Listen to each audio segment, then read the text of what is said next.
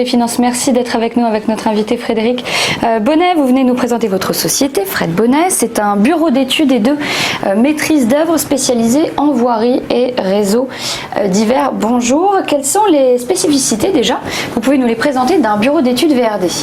Bonjour et merci de me recevoir. Un bureau d'études VRD, donc on va apporter les deux approches, donc VRD et bureau d'études maîtrise d'œuvre. Donc VRD, ça veut dire voirie réseaux divers. Donc pour les non-initiés, ça correspond à tout ce qui est revêtement de surface et ce qui est également en dessous, donc réseau d'assainissement, réseau d'énergie. Et les prestations de maîtrise d'œuvre, bureau d'études, correspondent en fait à un accompagnement d'un client qui n'est pas censé connaître ce métier-là, pour pouvoir, le conseiller, définir contractuellement une prestation, de manière à ce que les entreprises puissent chiffrer et ensuite suivre des travaux. Pourquoi est-ce que vous avez choisi de créer cette entreprise, malgré votre expérience en tant qu'ingénieur, et sur quels critères surtout vous avez choisi de la fonder?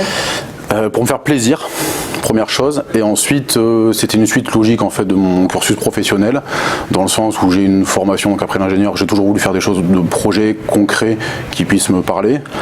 J'ai travaillé dans des grosses structures de travaux publics en tant que conducteur de travaux, c'est-à-dire en tant que réalisateur des travaux, et j'ai souhaité en fait apporter mon savoir et ma connaissance à un niveau différent en me rapprochant des clients. Donc j'ai changé de niveau de responsabilité par rapport à un projet. Je suis intervenu donc maintenant, au lieu de passer sur l'exploitation, je suis sur de la conception et suivi de réalisation. C'est quoi les valeurs de votre entreprise réellement? Le suivi client, mais pas seulement?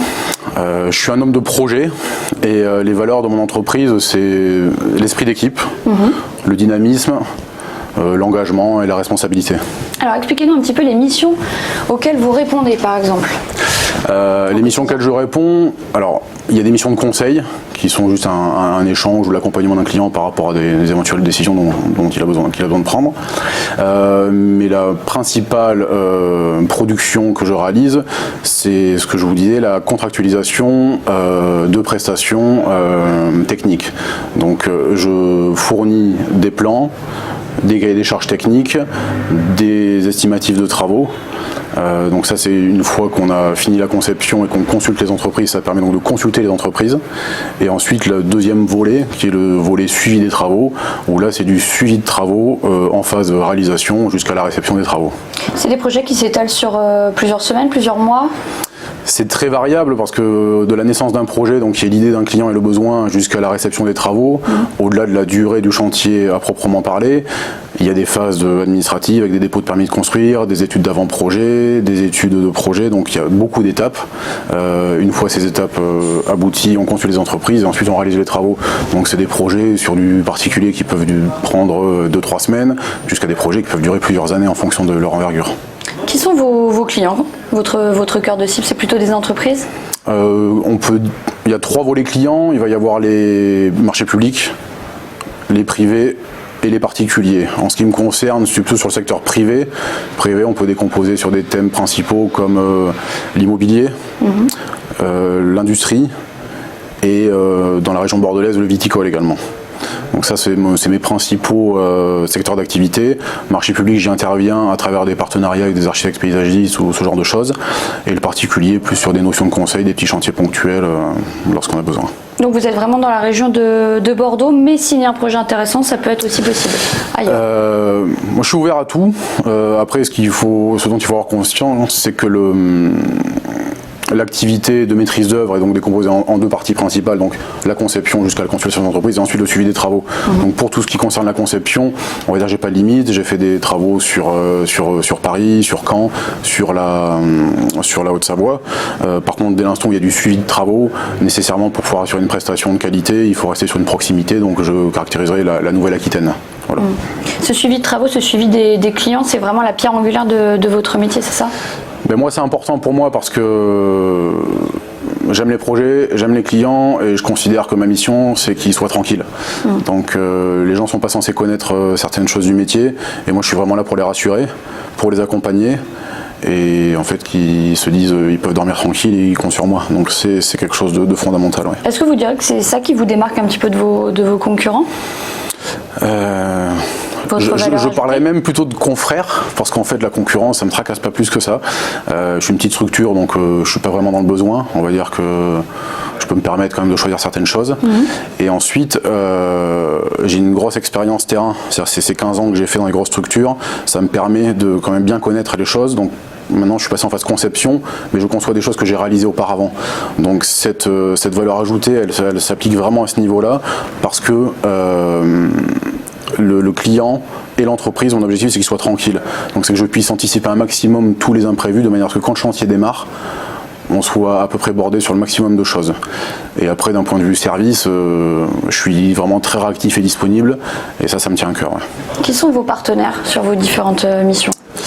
Je travaille beaucoup avec des... Alors, on va caractériser deux types de projets. Il y a des projets qui sont des projets liés à des constructions, bâtiments industriels, logements, et des projets d'aménagement urbain et paysager.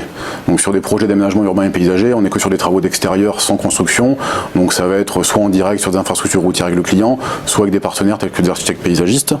Sur les parties bâtiments, nécessairement, il y a des architectes. Donc les architectes composent des équipes techniques, et donc dans ces équipes techniques, il y a le bureau d'études VRD. Donc c'est mes deux partenaires principaux. Et sur l'organisation de ma société, j'ai un partenaire très important, le bureau d'études de BET Atlantique, qui est un vrai partenaire pour la réalisation des plans. C'est-à-dire que dans la partie des travaux que je fais, enfin de la conception que je fais, les plans sont très importants, mais moi je préfère déléguer la partie de dessin, de manière à ce que je puisse me concentrer sur tout ce qui est synthèse de données et prise des éléments, pour vraiment ma valeur ajoutée puisse s'appliquer là où je suis le plus performant.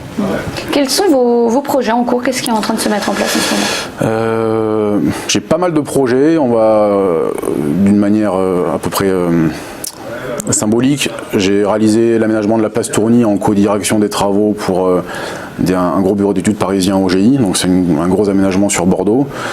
Et je suis intervenu sur le dévoiement de réseau de la DGAC pour l'aéroport de Bordeaux en prévision des travaux de tramway.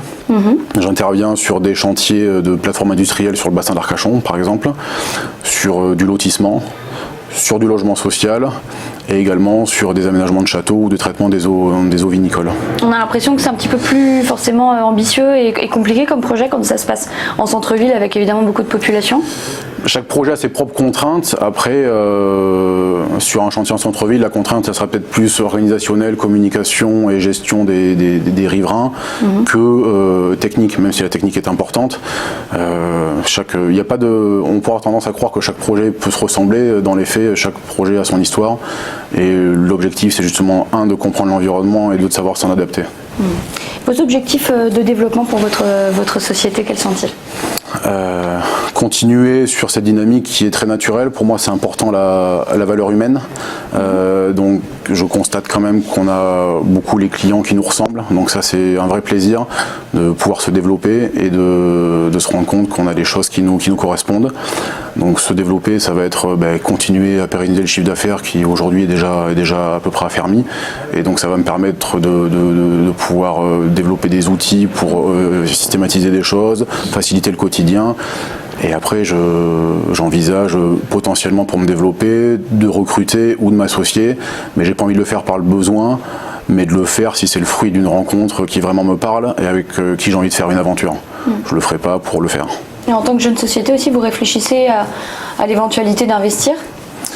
Bien sûr, alors investir soit dans ma société, donc sur des outils, sur du personnel, mais également ça me tient à cœur de pouvoir participer à des projets dans d'autres secteurs d'activité sur lesquels en fait il y a une rentabilité, mais il y a aussi un impact environnemental et social positif.